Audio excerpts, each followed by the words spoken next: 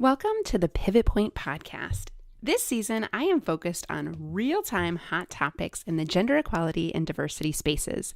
In this episode, I will break down a current event, provide my point of view, what I liked, and what I would offer for change, and leave you with some actionable tips to think about and discuss with your organization. I share this information because equality is a candid conversation. It takes bravery and courage, and you do not have to do it alone. At Pivot Point, I believe we are stronger together. We are one. So let's dig into this week's topic. So the topic this week was actually really easy to pick with all the news surrounding Mr. Joe Biden. So I'm not going to get political, but I do want to share this as an opportunity to lean into the conversation and be an ally. So first, what I wanted to share was the historical perspective of the Me Too movement. So Me Too has been around for decades. It got a hashtag and got a lot of press when it started to affect men that were, icons. Harvey Weinstein, Matt Lauer. I grew up with that guy in my living room. And that was October of 2017. So it was almost precisely a year and a half ago that this movement really started to take note and get a lot of press coverage. What's interesting about this is now a year and a half later, many people are wondering what's next. We've kind of had this purge of all of the historical stories. Well, probably not all of them, but many of them. And many men have been reprimanded for their actions finally, after many poor decisions that were made. And some of their behavior was intentionally not good, right? And so we've had kind of this exodus, if you will. Fast forward to today in the Joe Biden story, I think what we're starting to see is that physical space and social norms have begun to change. In fact, Joe was very public in coming forward this week in a video acknowledging that social norms have begun to change. And he said he would be more mindful and respectful of personal boundaries, which I think is a really cool thing to share as an ally. Of course, his behavior was not perfect. If we're waiting for allies to get it perfect, we will wait forever. Clearly, he was violating social norms, and he's an older man. So what was normal 50 years ago when he entered the workforce is much different than today. And that does not make it okay. It is not an excuse for bad behavior by any means, but I do think we have to acknowledge where people are at and meet them where they're at. And what I love the most about his response is, I will listen and learn. Right?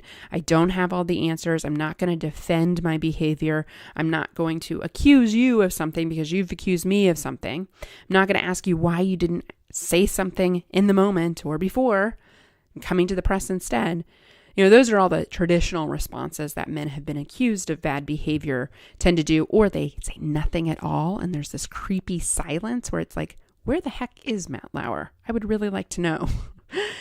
That's strange. And so I love how he's stepping into the conversation. He's leaning in with an attitude of listening to learn and acknowledging his behavior and also acknowledging that was unintentional. So I've had many coffee conversations this week about this topic, and the pushback that I get, so the other side of this that I get from these stories that have emerged over this past week or two, is, why didn't these women say something before? And I love this one. So I do some work in the domestic violence space. I have a client that I have learned a lot about survivors and the emotions and mentality of that journey. And so the reason that most women, especially in a sexual assault situation, so much more blatant than these accusations, admittedly, the reason that they don't say something in the moment is because you're so jarred in the moment about what's happening. You're emotionally hijacked, right? It is not the right time to respond. It's going to come from an emotional place. It's not going to come off and get the message across in the right way. So in the moment, not so good because you're so caught off guard. Then saying something a week or two later also seems odd, right? And going directly to the person, the reason that survivors do not go back to their accusers is because usually they're in a position of power. So, and many times, and you can see this in the workplace, absolutely in the Joe Biden case, they have a lot of power. these people. And so to go to them and accuse them of something seems like the only thing that's going to happen back to me is retaliation. It's not going to be a good thing. Why even say something? It's not going to change them. It's not going to do any good. And I might get in trouble, especially when the power dynamic is at play. So I see this happen all the time in workplaces because 80% of leaders are men, and usually white men. And what ends up happening for women and other underrepresented groups is that they feel powerless. They feel like if a leader is doing something that makes me feel uncomfortable, whether it's touching the small of my back or a workplace hug, which that is such a hot topic too that I can dig into. But these little things that I think, again, unintentional, unaware a boundary is being crossed does make most women do feel uncomfortable, right? They may not want the hug. They may not want to be touched on their back. They may want to protect their personal space. And so I think for our allies, having this mentality of listening to learn, if someone does accuse you of something or you see, something odd happen with personal space, simply asking questions and listening rather than get defensive or accusing the survivor. We like to point the finger back to them, like, why didn't they share something? What's going on with them? What were they doing to provoke this person?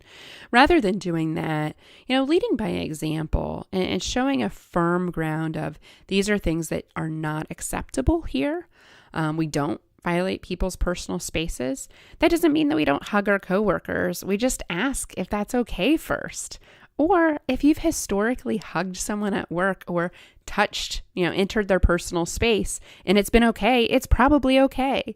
So I often share in my talks, the things that we learned in 4th grade about respect and fairness really are what the issues that we're dealing with today in the workplace where those boundaries have been crossed. So use common sense. If someone isn't a hugger, please don't hug them. Ask them, and don't ask them as you're going in for the hug. And if you're in a position of power, you probably, if you ask, they're probably going to say yes because they feel like they have to. So acknowledge body language. But these things don't have to be hard. These conversations don't have to be hard. The more that we open up the doors to these candid conversations, especially in the workplace, the more trust you create, the more empathy you create, the more your team performs at a higher level. So I encourage you as a leader, talk to these things with your coworkers, talk about these things at work because people want to bring their full selves to work. It doesn't mean we have to talk about politics. I'm not saying that, but I do think that we need to talk about the issues that we care about at work. And if you care about this issue, you have an opinion, I'd encourage you to share it. Do not hold back. Engage with a mentality of listening to others and learning what they think. And that's the perfect question to ask as an ally. What do you think?